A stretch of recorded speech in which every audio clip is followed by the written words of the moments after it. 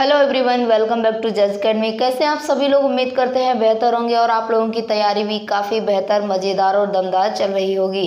जैसा कि आप लोग थंबनेल में देख चुके हैं कि हम लोग आज पढ़ेंगे कि पृथ्वी की उत्पत्ति यानी हमारी पृथ्वी का जन्म कैसे और कब हुआ। बहुत ही शॉर्ट वे में पढ़ने वाले हैं हम लोग, बहुत ही कम शब्दों में जानेंगे कि कैसे पृथ्वी का जन्म हुआ।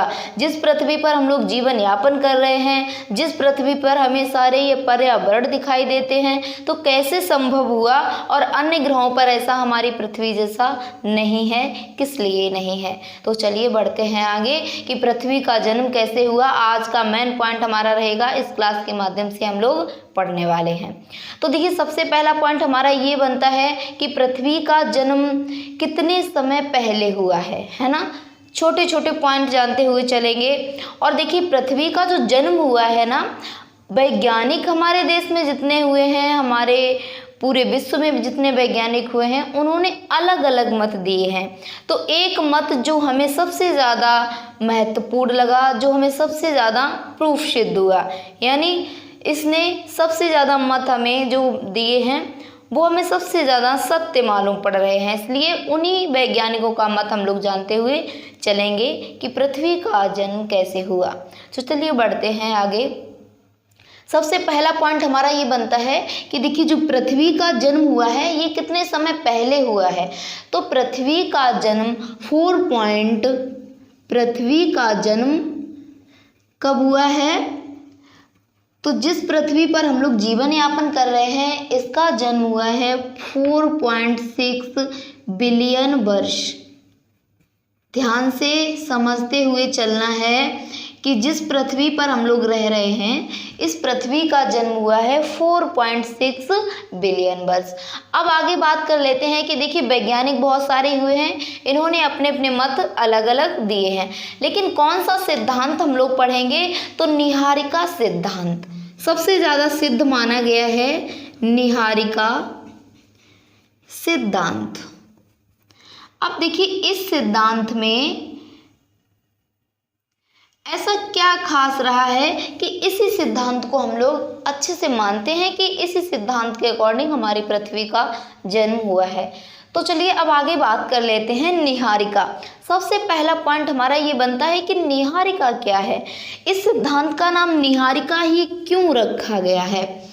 तो देखिए, जब हमारा सौर मंडल नहीं बना था, यानी सौर मंडल का निर्माण नहीं हुआ था, लेकिन ब्रह्मांड में क्या था? धूल भरे कण थे, धूल के बादल थे और गैसें विद्यमान थीं। उस समय की हम लोग बात कर रहे हैं जब हमारे ब्रह्मांड में सौर मंडल नहीं था। पूरे सौर मंडल की उत्पत्ति कैसे हुई है, इससे हमारे दो क्वेश्चन बनेंगे। सबसे पहले हमें इसका आंसर मिल जाएगा कि हमारी पृथ्वी का जन्म कैसे हुआ, और दूसरा हमें ये आंसर मिलने वाला है आज की क्लास से कि हमारे सौर मंडल की उत्पत्ति कैसे हुई है। तो चलिए अब बात कर लेते हैं कि हमारे ब्रह्मांड में जब सौर मंडल, पूरा सोलर सिस्टम जो हमारा है, ये नहीं था, लेकिन क्या था उससे पहले? तो उससे पहले ब्रह्मांड में धूल थी, कंकड़ थे, पत्थर थे और गैसों के पिंड थे। लेकिन अचानक क्या हुआ? अचानक इनमें परिवर्तन हुआ। परिवर्तन क्या हुआ कि जो ये पिंड थे, इनमें अचानक गुरुत्वाकर्षण शक्ति उत्पन्न हुई, और गुरुत्वाकर्षण शक्ति की वजह से ये एक दूसरे पिंड से चिपकने लगे। और जैसे ही देखिए, मान लीजिए ये पिंड अलग अलग हैं। अब मान लीजिए कोई पिंड छोटा है, कोई पिंड बड़ा है, कोई बिल्कुल छोटा है, लेकिन इन पिंडों में क्या हुआ? ये देखिए, कोई धूल भरे कण थे हमारे ब्रह्मांड में, कोई गैसों के पिंड थे, ठीक है, कोई धूल भरे बादल थे। अब इस ब्रह्मांड में हुआ क्या अचानक कि इनमें अचानक गुरुत्वाकर्षण शक्ति उत्पन्न हुई। अब जैसे ही गुरुत्वाकर्षण शक्ति बनी इन केंद्रों में, तो देखिए इसमें क्या हुआ कि जो पिंड सबसे बड़ा था, उसी पिंड में आकर ये छोटे छोटे पिंड चिपकने लगे। यानी इस पिंड की ओर ये छोटे छोटे पिंड भागने लगे, जो कि गैस के कण थे, धूल के कण थे और कंकड़ पत्थर थे। ठीक है, अब देखिए जैसे ही ये इस पिंड की तरफ भागे तो इस पिंड में क्या हुआ, इस पिंड में पहले गति नहीं थी। मान लीजिए ये पिंड यहाँ से आया और इस पिंड में लगा, इसने कुछ धक्का लगाया, इस पिंड में जैसे लगा तो इस पिंड में कुछ गति हुई। ये दूसरा आया, इसने भी ऐसे किया, जैसे ही इसमें मिला आके तो इसने थोड़ा धक्का लगाया, यानी इसमें फिर दोबारा से कुछ गति हुई। जैसे जैसे ये पिंड ऐसे ऐसे मिलते गए एक दूसरे की तरफ, वैसे ही इसमें गति उत्पन्न हुई। गति उत्पन्न होने के साथ साथ ये एक बड़ा सा पिंड बन गया। क्या बना, ये पिंड बन गया। अब जैसे ही ये पिंड बना तो इस पिंड में हमने आपको बता दिया कि गति भी उत्पन्न हो गई। अब पहले तो गति स्लो थी, लेकिन जैसे ही ये पिंड आपस में चिपके वैसे ही और तेज इसमें गति उत्पन्न हुई। जैसे ही सारे पिंडों ने एकत्रित की, ठीक है, वैसे ही और भी गति उत्पन्न हुई। अब गति उत्पन्न होने से क्या हुआ, अब देखिए यहीं से हमारी पृथ्वी की प्रक्रिया शुरू होने वाली है, ध्यान से समझना सभी लोग। अब देखिए जैसे ही ये पिंड बना, अब ये ब्रह्मांड में पिंड तेजी से घूमने लगा। जैसे ही इसके घूमने की प्रक्रिया और तेज हुई, इसकी गति तेज हुई, वैसे ही इसका तापमान बढ़ने लगा। टेम्परेचर कैसा हुआ, बढ़ने लगा। जैसे जैसे ये पिंड घूमने की गति तेज हुई वैसे इसका टेम्परेचर बढ़ने लगा। अब टेम्परेचर बढ़ने के साथ साथ इसमें गति और भी तेज हो गई। अब देखिए क्या होने वाला है, लेकिन उससे पहले ये जान लेते हैं कि जो निहारिका सिद्धांत है ये किसने दिया, कांट ने दिया। और कांट ने इस पिंड को एक नाम भी दिया है। क्या नाम दिया है, इस पिंड को नाम दिया है निहारिका। कांट ने दिया है, कांट जो वैज्ञानिक हैं उन्होंने इस पिंड को नाम दिया है निहारिका पिंड। इसीलिए इन्होंने जो सिद्धांत दिया है इस सिद्धांत का नाम रखा गया है निहारिका परिकल्पना सिद्धांत। ठीक है, अब चलिए निहारिका कहते हैं, लेकिन इसको इंग्लिश में भी और किसी नाम से जानते हैं। इसको इंग्लिश में किस नाम से जानते हैं, तो नोबुला कहते हैं। क्या कहते हैं, नोबुला। हिंदी में इसको निहारिका कहते हैं, इंग्लिश में इसका नाम है नोबुला। अब देखिए जैसे जैसे कांट ने इसको नाम दे दिया नोबुला, और इसमें देखिए गति तेज हुई। गति तेज होने से क्या हुआ, मान लीजिए ये पूरा पिंड बन गया हमारा, गति तेज हुई तो गति तेज होने से क्या हुआ, इसका जो ऊपरी भाग था इसमें उभार आया। उभार कैसा आया, ये जो ऊपरी हिस्सा था ये बढ़ने लगा, और गति उत्पन्न होने की वजह से ये ऊपरी हिस्सा इसका बढ़ गया, और बढ़ने से प्रत्येक बार जितना हिस्सा बढ़ता उतना हिस्सा अलग हो जाता था। ऐसा एक बार नहीं, ऐसा 9 बार हुआ लगातार। कितनी बार हुआ, 9 बार हुआ। अब देखिए ये पिंड जैसे बढ़ता था ऊपरी हिस्सा वैसे ये टूट जाता था। किसकी वजह से, गति की वजह से। ये काफी तेज गति भी कर रहा था, गति करने के कारण ही इसका ऊपरी भाग जो था ये उभरने लगा, ऊपरी हिस्सा उभरने लगा, ज्यादा उभर गया तो ये इससे अलग हो गया।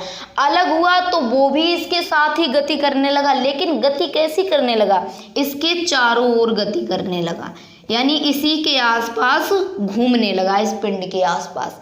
ऐसा एक बार नहीं, ऐसा 9 बार हुआ। जैसे जैसे ये पिंड गति करता रहा वैसे ऊपरी हिस्से में उभार आता रहा। उभार आने की वजह से और गति की वजह से ये पिंड अलग होते गए। ऐसा 9 बार हुआ तो हमारे सौर मंडल में कितने ग्रह बने, 9 ग्रह बने। और जो छोटे छोटे पिंड अलग होते थे वो हमारे क्षुद्र ग्रह कहलाए, और जो ये बड़े पिंड अलग हुए ये हमारे ग्रह कहलाए। तो उस हमारे सौर मंडल का जो निर्माण हुआ है वो निहारिका से हुआ है। और बाद में जब 9 बार ये क्रिया ऐसी सेम पोजीशन में हुई, उसके बाद जो यहाँ पर हमारा पिंड बचा वो हमारा आज कहलाता है सूर्य। यानी सूर्य ये किसका पार्ट है, तो ये भी निहारिका पिंड का बचा हुआ भाग है, जिससे हमारे अन्य ग्रहों की भी उत्पत्ति हुई है। यानी सीधा सा एग्जाम्पल हम ले सकते हैं कि सूर्य से सभी ग्रहों की उत्पत्ति हुई है। सूर्य जो है यही हमारा सौरमंडल का प्रधान है, यही सौरमंडल का जन्मदाता है। इसी से पूरे सौरमंडल की उत्पत्ति हुई है। पृथ्वी, बुध, शुक्र, बृहस्पति, शनि जितने भी ग्रह हैं उन सभी ग्रहों की उत्पत्ति सूर्य से मानी गई है। यानी इस पिंड का जो बचा हुआ भाग है वही आज सूर्य कहलाता है। यहाँ तक सभी को कंप्लीट हुआ। अब देखिए 9 बार ऐसा हुआ, लेकिन वर्तमान में ग्रह तो 8 ही हैं, है ना। लेकिन क्या हुआ कि जो हमारा प्लूटो ये था, इसको ग्रहों की श्रेणी से निकाल दिया गया। निकालने की वजह से हमारे सौरमंडल में 8 ग्रह बचे हैं। अब बात कर लेते हैं, इससे 9 ग्रह तो बन गए, लेकिन क्या हुआ, इन ग्रहों में टेम्परेचर आज भी बहुत था। धीरे धीरे जैसे जैसे इनमें गति थोड़ी कम हुई, वैसे वैसे इनमें जीवन की संभावना बढ़ने लगी। जीवन की संभावना जैसे बढ़ी तो सबसे पहले क्या हुआ, सबसे पहले हमारी पृथ्वी पर डायनासोर का जन्म हुआ था। हुआ कैसे था, तो समुद्र में। देखिए पृथ्वी का जन्म तो हो गया, लेकिन कुछ समय तक इसमें हमने आपको बताया कि जो बड़े पिंड होते हैं हमारे सौरमंडल में, तो जिस छोटे पिंड को अपनी ओर खींच लेते हैं गुरुत्वाकर्षण शक्ति की वजह से। वैसे ही जो हमारी पृथ्वी बनी है, पृथ्वी भी यही कार्य करती थी। जो भी छोटे छोटे पिंड थे इनको अपनी ओर खींच लेती थी। तो छोटे पिंडों को हम लोग कहते हैं उल्का पिंड। उल्का पिंड पृथ्वी पर बहुत सारे दिनों तक आते रहे, लेकिन उल्का पिंड की वजह से हमारी पृथ्वी, मान लीजिए इसमें कोई उल्का पिंड आके गिरा, ये हमारी पृथ्वी है और ये एक लावा के समान थी, दहकती हुई, लेकिन कुछ उल्का पिंड आकर यहाँ गिरेगा तो ये इसके कहाँ जाएगा, केंद्र बिंदु में जाएगा, क्योंकि लावा के समान ये खौल रही है, पिघल रही है। तो जैसे जैसे उल्का पिंड आते यहाँ धड़ाम से गिरते थे तो पूरी पृथ्वी में जो नीचे लावा था वो भी ऊपर उबल के आ जाता था। और ऐसा एक नहीं कई बार हुआ जिससे अंदर का लावा भी बाहर आ जाता था और जिससे हमारी चट्टानों की उत्पत्ति हुई। चट्टानों से धीरे धीरे हमारी पृथ्वी की उत्पत्ति हुई। पृथ्वी पर उन्हीं से महाद्वीपों का निर्माण हुआ, इन्हीं चट्टानों से, इसी लावा की परतों से। और फिर हमारा बाद बाकी जो अन्य बचा हुआ वो हमारा महासागर कहलाया भाग। इस प्रकार से पृथ्वी का जन्म हुआ। पृथ्वी का जन्म जब हुआ, फिर कुछ समय के बाद जब पृथ्वी शीतल हुई तो इस पर सबसे पहले डायनासोर का जीवन संभव हुआ। मनुष्य के पृथ्वी पर आने से पहले पृथ्वी पर डायनासोर का राज हुआ करता था। लेकिन डायनासोर का अंत कैसे हुआ, तो उल्का पिंडों की वजह से। हमने आपको बताया कि छोटे छोटे जो हमारे क्षुद्र ग्रह होते हैं, उल्का पिंड होते हैं, तो बड़े बड़े ग्रह जो होते हैं इनको अपनी ओर खींचते रहते हैं गुरुत्वाकर्षण शक्ति के कारण, और खींचने की वजह से वैसा हमारी सेम कंडीशन पृथ्वी करती है। तो डायनासोर जब हमारी पृथ्वी पर थे तो पृथ्वी ने भी कई सारे जो क्षुद्र ग्रह थे उनको अपनी ओर खींचा, जिससे ये क्षुद्र ग्रह पृथ्वी पर जा गिरे। पृथ्वी पर जैसे ही गिरे तो पृथ्वी पर एकदम पृथ्वी की जो परत थी वो धस गई, धसकर क्षुद्र ग्रह अंदर गए, और अंदर जैसे ही गए वैसे ही अंदर का लावा निकल के बाहर आया। क्षुद्र ग्रह ऊपर गिरे, कुछ ऊपर गिरने से डायनासोर का अंत हुआ, और जैसे अंदर गए अंदर का लावा बाहर आया तो लावा की वजह से भी पृथ्वी पर डायनासोर का पूरी तरह से अंत हो गया। अब एक बार पृथ्वी शीतल हुई, डायनासोर का जन्म हुआ, फिर दोबारा से डायनासोर की जो प्रजाति थी, डायनासोर की जो दुनिया थी, इनका अंत हो गया। उसके बाद भी पृथ्वी कुछ दिनों तक गर्म बनी रही, क्योंकि जो अंदर का लावा था अब ये पूरी तरह से बाहर निकल चुका था। अब पृथ्वी बाहर कुछ दिनों तक गर्म रही। उसके बाद जब ये शीतल हुई तो दोबारा से इसमें कुछ कीट पतंगे, कुछ जीव पनपे समुद्र की तलहटी में, और उस समुद्र की तलहटी में जैसे जैसे जीव पनपते गए वो बड़े आकार के होते गए। फिर कुछ जो जीव थे वो स्थल की ओर बढ़ने लगे समुद्र से निकलकर। आज जितने भी ढांचे के आकार के, जिनके भी जो रीढ़ की हड्डी, यानी जो जितने भी प्राणी होते हैं उनके रीढ़ की हड्डी जो होती है वो मछलियों की रीढ़ की हड्डी के आकार की होती हैं। इसलिए ऐसा माना जाता है कि मनुष्य की जो उत्पत्ति हुई है वो समुद्र से हुई है। तो ऐसे पृथ्वी की उत्पत्ति हुई है और पृथ्वी पर इस तरह से जीवन संभव हुआ है। उम्मीद करते हैं कि आप लोगों को समझ में आया होगा कि पृथ्वी की उत्पत्ति कैसे हुई है, कैसे अन्य ग्रहों की उत्पत्ति हुई है। तो आज की क्लास यहीं तक, फिर मिलेंगे हम लोग नेक्स्ट क्लास में। Thank you so much, all of you.